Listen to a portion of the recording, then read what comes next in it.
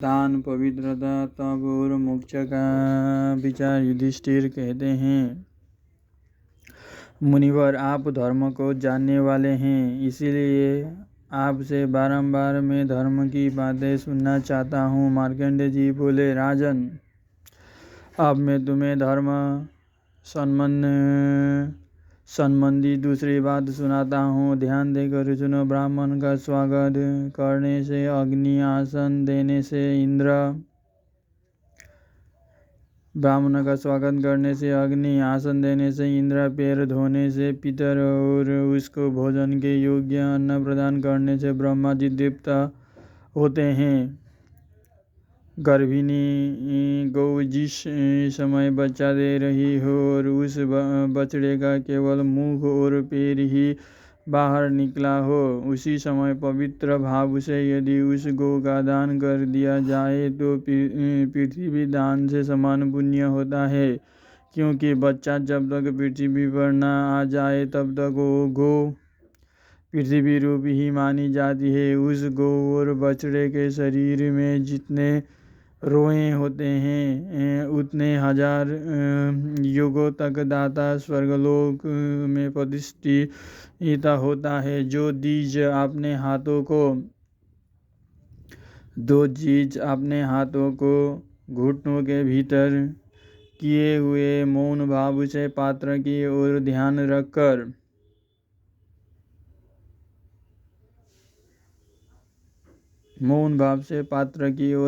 रखकर भोजन करता है, वो अपने को और दूसरे को तारने में समर्थ होता है।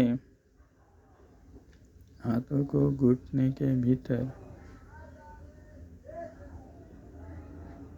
समर्थ होता है। जो मदिरा नहीं पीते, जिनकी जगत में निंदा नहीं होती और जो प्रतिदिन वैदिक संहिता का सुंदर रीति से पाठ करते हैं, वे ही तारने में समर्थ होते हैं।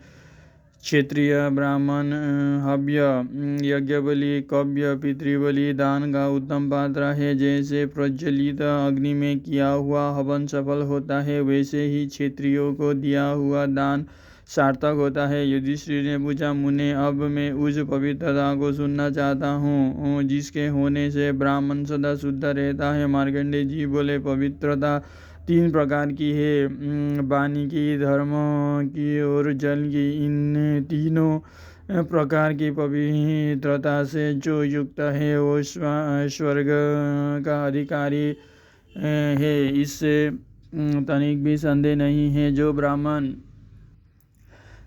प्रातः और संध्या दोनों समय की संध्या तथा गायत्री का जप करता है, गायत्री की कृपा से उसका पाप नष्ट हो जाता है। वो संपूर्ण पृथ्वी का दान लेने पर भी पतिग्रह दोष से दुखी नहीं होता। गायत्री का जप करने वाले ब्राह्मण के ग्रह यदि विपरीत भी हो तो शांत होकर उसे सुख पहुँचाते हैं और भयंकर राक्षस भी उसका तिरस्कार नहीं कर सकते। ब्राह्मण सब दशा में सम्मान के योग्य हैं। वो वेद पढ़ा हो या नहीं, उसके सब संस्कार अच्छी तरह संपन्न हुए हो या नहीं, उसका अपमान नहीं करना चाहिए। जैसे राख से ढकी हुई अग्नि पर कोई पैर नहीं रखता। जहाँ सदाचारी, ज्ञानी और तपस्वी वेदज्ञ ब्राह्मण रहते हो वही स्थान नगर है। गौशाला हो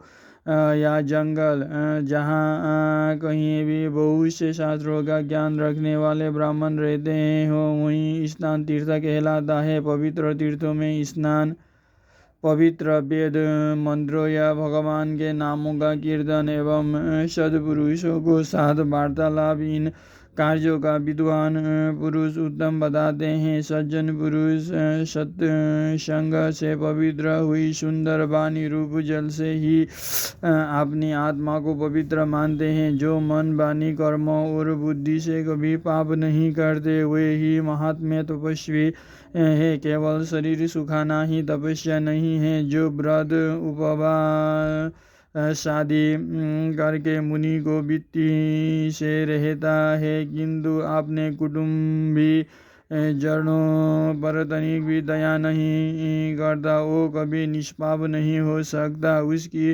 ओ निर्दयता उस तप का नाश करने वाले है। केवल भोजन त्याग देने से तपस्या नहीं होती। जो निरंतर घर पर रहकर भी पवित्र भाव से रहता है और सब प्राणियों पर दया करता है, उसे मुनि ही समझना चाहिए। वो संपूर्ण पापों से मुक्त हो जाता है। राजन, शास्त्रों में जिनका उल्लेख नहीं है वैसे कर्मों की अपने मन से कल्पना करके लोग लपाई हुई शिला आदि पर बैठते हैं। यह सब होता है तपस्या के नाम पर पापों को जलाने के लिए, परंतु इससे केवल शरीर को पीड़ा होती है और कोई लाभ नहीं होता। जिसका हृदय श्रद्धा और भाव से शून्य है उसके पाप कर्मों का अग्नि भी नहीं जला सकती। दया तथा मन, वाणी और शरीर की शुद्धि से ही शुद्ध वैराग्य और मोक्ष प्राप्त होते हैं। केवल फल खाने या दवा पीकर रहने से तथा सिर मुड़ाने तथा छोड़ने, जटा बढ़ाने, पंचाग्नि दबने, जल के भीतर खड़े रहने या मैदान में जमीन पर शयन करने से भी मोक्ष नहीं मिलता। ज्ञान अथवा निष्काम कर्म से ही जरा, मृत्यु आदि सांसारिक व्याधियों से पिंड छूटता और उत्तम पद की प्राप्ति होती है। जिस प्रकार अग्नि में भुने हुए बीज नहीं जगते, उसी प्रकार ज्ञान रूपी अग्नि से सभी अविद्याजनित क्लेशों के दग्ध हो जाने पर पुनः उसने आत्मा का संयोग नहीं होता। एक या आधे श्लोक से भी यदि संपूर्ण भूतों के हृदय देश में विराजमान आत्मा का ज्ञान हो जाए तो मनुष्य के संपूर्ण शास्त्रों के अध्ययन का प्रयोजन समाप्त हो जाता है। कोई तथा इन दो ही अक्षरों से आत्मा को जान लेते हैं। कुछ लोग मंत्र पदों से युक्त सैकड़ों और हजारों उपनिषद वाक्यों से आत्मतत्व को समझते हैं। जैसे भी हो, आत्मतत्व का सुदृढ़ बोध ही मोक्ष है। जिसके हृदय में संचय है, आत्मा के प्रति अविश्वास है, उसके लिए न लोक है न परलोक और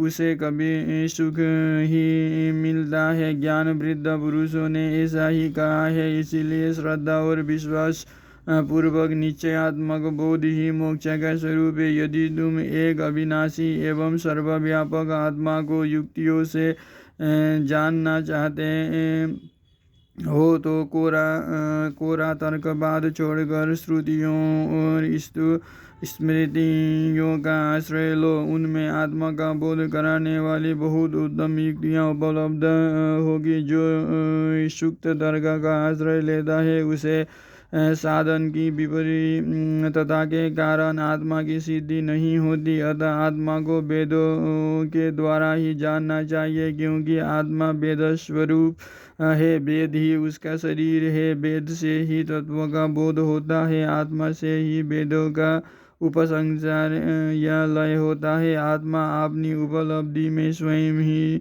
समर्थ नहीं है, उसका अनुभव सूक्ष्म बुद्धि के द्वारा होता है। अतः मनुष्य को इंद्रियों की निर्मलता के द्वारा विषय भोगों को त्याग देना चाहिए। यह इंद्रियों के निरुद्ध से होने